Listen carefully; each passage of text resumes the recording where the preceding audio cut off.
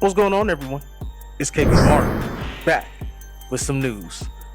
Today we got the ratings for Dynamite, real life beef between Bryan Danielson and The Miz, a big return on SmackDown, and many more. Please don't forget to leave a like on the video, subscribe to the channel, and push that notification bell for daily uploads. Now with that being said, let's cue that intro.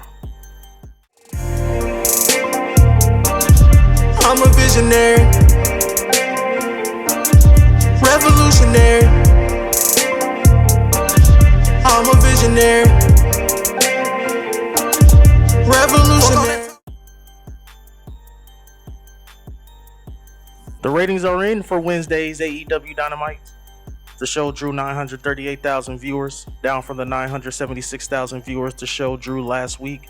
In the 18 to 49 demographic, the show did a .32 rating, which is down from the .33 rating last week. Dynamite ranked number 1 in the top 150 shows on cable for the night, up from the number 2 ranking last week. Bryan Danielson was interviewed by Renee Paquette this past weekend during StarCast. A lot of subjects were covered, including his WWE run, AEW, Total Bellas, his legit issues with The Miz, and more.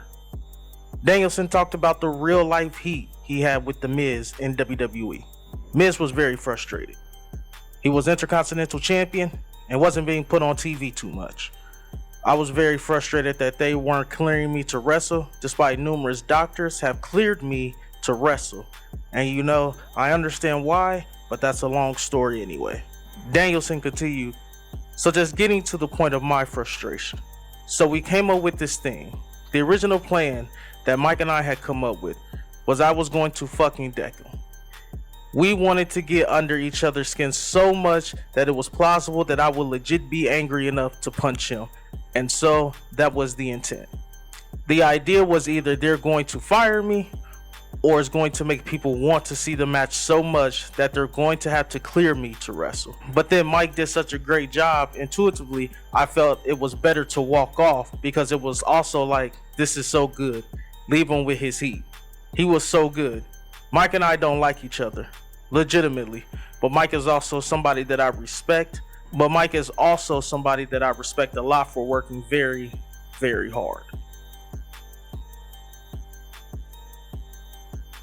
On Wrestling Observer Radio, Meltzer said that the reason why FTR versus the Young Bucks isn't happening at All Out has more to do with Kenny Omega's return and nothing to do with backstage politics.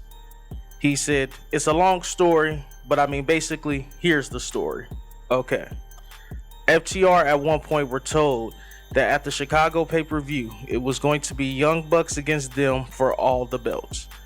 I expected that match. I thought that was the match to make. And obviously, the powers that be thought they had been sitting on this Kenny Omega return and Trios belts and Adam Page return forever and ever. And they were waiting for Kenny Omega to return to bring these Trios belts in. And now Kenny Omega is ready to return. So in that sense, that usurps whatever the plan was. The Young Bucks were never supposed to get those belts anyway. That was supposed to be the Hardys. But they really wanted that match. And I wanted that match. And I wish the match happened. But you got to go with what you think is the bigger business. You can always do that match. Bringing back Kenny Omega for this pay-per-view and putting the Adam Page thing back together is something that they hope will build their business up, especially for this pay-per-view show. A former WWE star has announced his in-ring retirement, and he now plans to focus full-time on commentary work.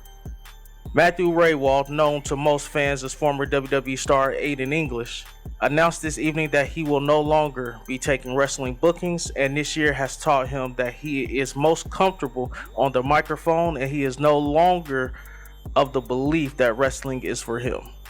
The 34-year-old Rahal added that he is a free agent and he is open to talking with companies that need someone on the microphone. Rahal has done a lot of commentary work for Impact Wrestling and New Japan Pro Wrestling, and his work has been very good, but presumably he would be open to doing managerial work.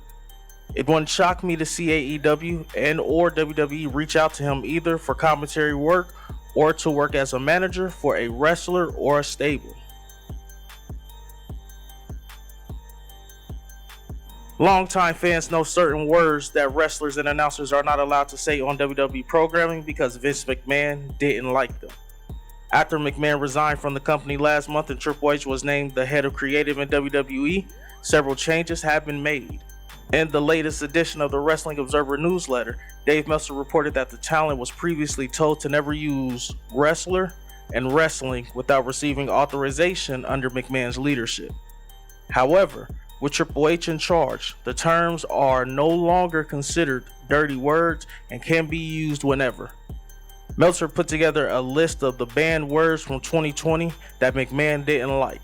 Some of the terms included the following: blood, choke, belt, strap, diva, headshot, trauma, kayfabe, mofos, house show, and DQ.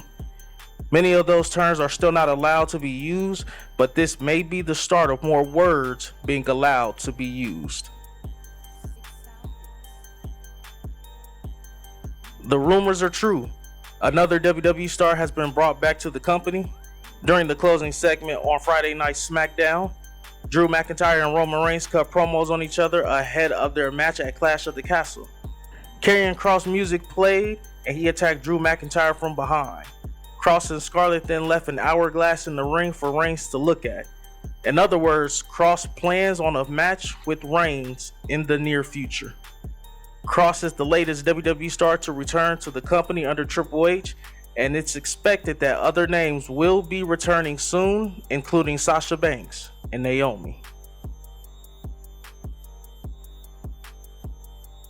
WWE continues to make changes now with Triple H running creative and with Stephanie McMahon and Nick Khan as co-CEOs.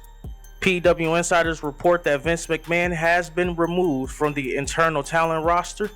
The move happened earlier this week. In addition to his former CEO role, McMahon was also listed as a talent who was not assigned to a specific brand. The company made this designation for his occasional appearances on Raw and SmackDown. This is the latest move that shows that the company really is moving on from McMahon in the wake of the latest scandals involving women who previously worked for the company. As it was noted earlier, fans can already notice some of the changes on television. This past Monday's episode of Raw was formatted differently and featured more in-ring action and fewer attempts at comedy. That's it for today's news. Do you guys think Triple H will have a great first week? Let us know in the comments below. Don't forget to hit the like button, and while you're at it, hit the subscribe button. Once again, I'm KB the Mark, signing off. Until the next one. I started with nothing and came out a king. I've been the one that's been ballin' for rings.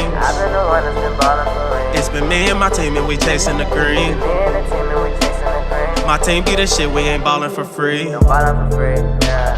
My team be the shit, we ain't ballin' for free.